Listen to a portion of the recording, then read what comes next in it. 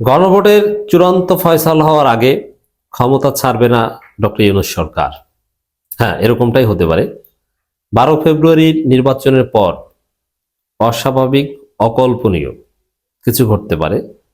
যেমন কল্পনীয় কি, যে 12 ফেব্রুয়ারি নির্বাচন হবে, নির্বাচনের ফলাফল হবে, তারপরে 3, 4, 5 দিনের মধ্যে একটা নতুন সরকার শপথ নেবে, যারা জিতবে তারা। এইটাই তো স্বাভাবিক, কিন্তু এত সোজা না।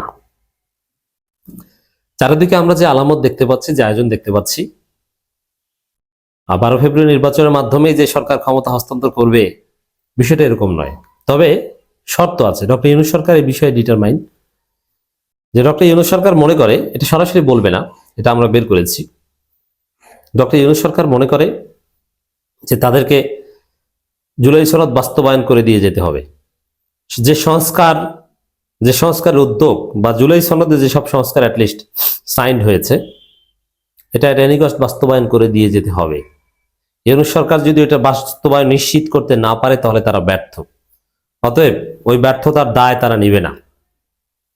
তারা জুলাই সনদ বাস্তবায়ন মানে সংস্কার বাস্তবায়ন নিশ্চিত না হওয়া পর্যন্ত, গ্যারান্টি না পাওয়া পর্যন্ত ক্ষমতা হস্তান্তর করবে না।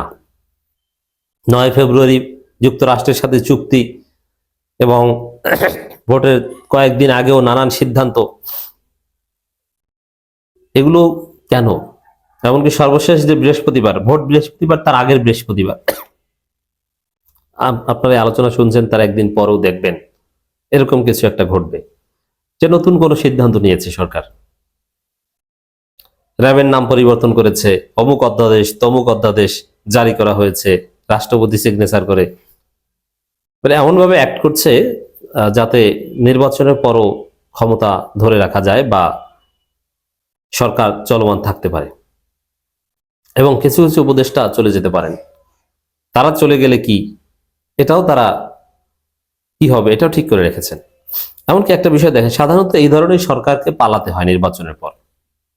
হ্যাঁ, যারা ক্ষমতা আসে তারাই সেফ এক্সিট দেয়, তারা দেশে থাকতে পারেন না। ইউনূস সরকার এটা করবে না। এই সরকার বাংলাদেশে থাকবে। আসিফ নজরুল, মোস্তফা সরোয়ার ফারুকী, তারা কোথায় যাবেন? তারা এদেশেই থাকবেন। তারা এদেশে চাকরি করবেন, ব্যবসা বাণিজ্য করবেন, আগের পেশায় ফিরে যাবেন। এটা নিশ্চিত করতে হলে, তাদের জীবনের নিরাপত্তা নিশ্চিত করতে হলে, জুলাই যোদ্ধাদের নিরাপত্তা নিশ্চিত করতে হলে, ইউনূসকে যদি ফাঁসির দড়িতে ঝুলতে না হয়, এটা নিশ্চিত করতে হলে জুলাই সনদ বাস্তবায়ন করে দিয়ে যেতে হবে।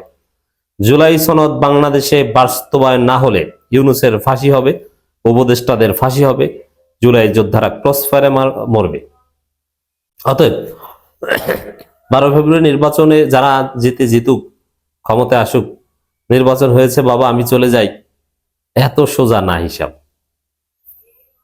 অতএব জুলাই সনদ বাস্তবায়ন নিশ্চিত না হওয়া, গ্যারান্টি না পাওয়া পর্যন্ত, সেটা বিএনপি ক্ষমতায় আসুক আর জামাত ক্ষমতায় আসুক, এর মানে এই সরকার বাংলাদেশে থাকবে। এই সরকারের লোকজন জুলাই যোদ্ধাদের নিরাপত্তা এগুলো কনফার্ম হওয়ার আগ পর্যন্ত ক্ষমতা হস্তান্তর করবে না। এই জন্য যা করা দরকার তা করবে। ফলাফল ঝুলিয়ে রাখা হোক, কোর্টের কোনো রায়ে ফলাফল আটকে দেওয়া হোক, যেভাবে হোক না কেন। কারচুপি হলে অনেকে কোর্টে যাবে, তারপর কোর্ট ফলাফল স্থগিত করে দিতে পারে। বিচার বিভাগ এখন স্বাধীন। অতএব সুরসুরিয়ে ক্ষমতা হস্তান্তর হবে এটা মনে করার কোনো কারণ নেই। মাল্টিপল অপশন আছে। আলী রিয়াজের বক্তব্য, জুলাই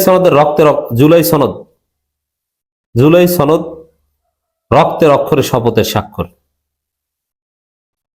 আর এটা তো সহজেই অনুমেয় যে কোনো দল অ্যাবসলিউট মেজরিটি নিয়ে ক্ষমতা আসলে, বিশেষ করে বিএনপি, তারা এইসব জুলাই সনদ মনে তো লাথি দিয়ে ফেলে দিবে। তারা না ভোটের পক্ষে, তাহলে জুলাই সনদে তারা রাজি না, এটা তো স্পষ্টই বোঝা যায়। কিন্তু ইউনূস সরকারকে এত কাঁচা মনে করবেন না। রক্তের অক্ষরে শপথের স্বাক্ষর, সেই সনদ তারা ব্যর্থ হতে দিবে না। এই জন্য যা করা দরকার তা করবে, জাস্ট ওয়েট অ্যান্ড সি। তো দর্শক, এই জন্য আন্তর্জাতিক সম্প্রদায়ের সাথে সম্পর্ক এবং সরকারের যে বিভিন্ন উইং আছে তাদেরকে কিভাবে ম্যানেজ করতে হয় সেটা দিতে, এগুলো সব ready. Is a pay scale ready. অন্তর্বর্তী সরকার, এটা কি তাদের কাজ পে স্কেল রেডি করা, কমিশন গঠন করে সব ঠিকঠাক করা?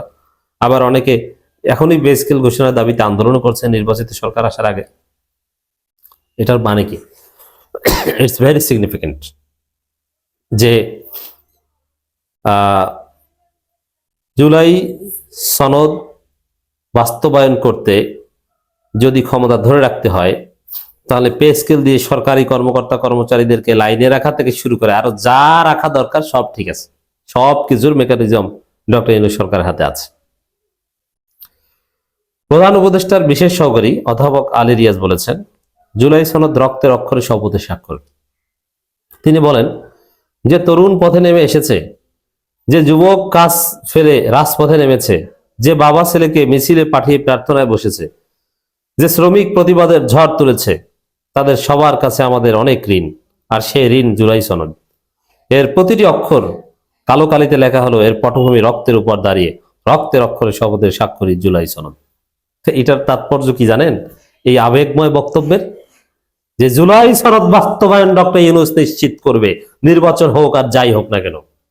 অতএব আর আমরা এটাও দেখছি যে বিএনপি জুলাই সনদের বিরুদ্ধে, বিএনপি না ভোটের পক্ষে। তারেক রহমান হা ভোটের পক্ষে বললেও ওটা বাধ্য হয়ে সাদিক কায়েমের থ্রেটে বলেছেন। কিন্তু মির্জা আব্বাস বলেছেন যে যে চায় হা ভোট দিবে, যে চায় না ভোট দিবে, এটা নিয়ে বাড়াবাড়ি কিছু নেই। এর মানে বিএনপি হা ভোটের পক্ষে সরাসরি না। বুঝতে পারছেন? বিএনপি এটা বলবে কেন? মির্জা আব্বাস হা ভোট না ভোট যে কোনো একটা দিলেই হবে, এটা কেন বলবে? তিনি বলবেন হা ভোট দিবেন, তিনি বলবেন এইভাবে, এটা রক্তের অক্ষরে লিখিত, অতএব এটা পাশ করাতেই হবে। আমরা জুলাই সনদ অক্ষরে অক্ষরে বাস্তবায়ন করব। নোট অফ ডিসেন্ট আমাদের থাকুক বা না থাকুক, যাই হোক না কেন, জনগণের রায়ের ভিত্তিতে আমরা এটা করব। কিন্তু এরকম তো বলছে না, তাহলে ভেজাল আছে। হ্যাঁ, যদি জুলাই সনদ বাস্তবায়ন করতে ইউনূস সরকারকে কোনো বাঁকা পথে হাঁটতে হয়, জনগণ তাতে সমর্থন করবে বলে আমরা জানি, এটা নিশ্চিত। কারণ জুলাই সনদ ছাড়া, জুলাই সনদ বাস্তবায়ন ছাড়া যারাই ক্ষমতায় আসুক তারা সেই আগের মতো ফেসিস্ট হয়ে উঠবে অনিবার্যভাবে, এমনকি জামাত হলো। এই জন্য এই যে বিএনপি যে ফেসিস্ট, বিএনপি যে সন্ত্রাসী, এটা তো দেখতেই পাচ্ছে। এখন বিএনপির লাগাম টেনে ধরতে পারবে যদি ক্ষমতা আসে বিএনপি এই জুলাই সনদ। সাপোজ বিএনপি যদি ক্ষমতা আসে, সাপোজ আসতে পারবে না, যদি আসে, আর যদি জুলাই সনদটা বাস্তবায়ন না হয়, তাহলে আমাদেরকে আবার ইংল্যান্ড চলে যেতে হবে, আমেরিকা চলে যেতে হবে, আমাদেরকে অ্যারেস্ট করবে। যে প্রধানমন্ত্রী সমালোচনা করো, এই করো সেই করো, হ্যাঁ, জিয়াউর রহমানের সমালোচনা করো, স্বাধীনতার ঘোষক জিয়াউর রহমান না শেখ মুজিবুর রহমান, এই কথা বলেছো, জেলে থাকো, কয়েক মাস পর বের হও, এই কাজ করবে। কিন্তু যদি জুলাই সনদ বাস্তবায়ন হয়, তখন প্রকৃত গণতন্ত্র প্রতিষ্ঠা হবে, মত প্রকাশের স্বাধীনতা থাকবে। এজন্য এমনকি জামাত ক্ষমতা টিকিয়ে রাখতে তারাও ফেসিস্ট হয়ে উঠতে বাধ্য হতে পারে, যদি কারণ বাংলাদেশের কাঠামো অনুযায়ী তো তাদেরকে কাজ করতে হবে। এজন্য ক্ষমতায় যারাই আসুক জুলাই সনদ বাস্তবায়ন করতে হবে, তাহলে ক্ষমতায় যারাই আসুক সবাই নিরাপদ। নইলে এই উপদেষ্টাদের সবার ফাঁসি হবে, আর উপদেষ্টা তো ফাঁসির দড়ি রেডি করে তারা চলে যেতে পারেন না। এই জন্য জুলাই সনদ বাস্তবায়ন করার জন্য যা করা দরকার করবে।